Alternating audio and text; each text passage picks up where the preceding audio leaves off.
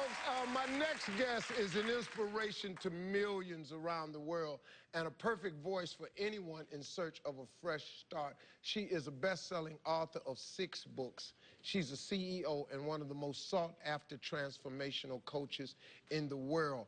And she is my buddy. She's here to talk about how to make a positive transformation in 2015. Please welcome my friend, Lisa Nichols. Hey. What's up, Lisa? Hey. Good. Love you.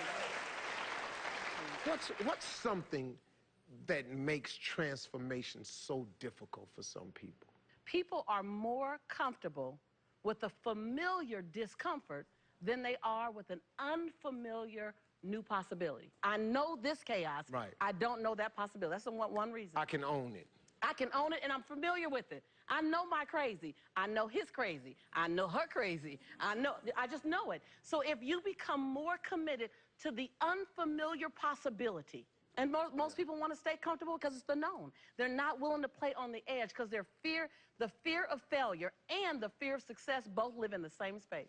That's exactly right. Okay, now you got some tips for us today. Give me 3 tips for making major life transformations. Give me 3 tips. Number 1, you have to believe in the goal you're setting from the very beginning. If you don't believe in it, you might as well not make it. Don't talk about it. You got to make it attainable, bite-sized, and palatable, and it has to have digestible pieces. So if you want to make $1 million, were you making $25,000 last year? Let's start with $30,000. Number 2 is you have to be willing to make a plan. New Year's resolutions come in place. We make a resolution, but we never make a plan. If you fail to plan, you've planned to fail. And your plan has to have action steps and milestones. Milestones are after those 5 action steps, I've achieved this thing. It lets me know I'm going in the right direction. It also lets you know if I don't hit this milestone, I can adjust my action steps before I get to the end of the year. And then the last thing, the one that most people will resist against, Steve, no one wants accountability. Find accountability. Find someone who's not scared of you, that's going to hold you to the man or the woman that you are becoming, not to who you've been. Right. And most of us don't want that. We don't want anybody in our face. So if you don't like confrontation, then have carefrontation.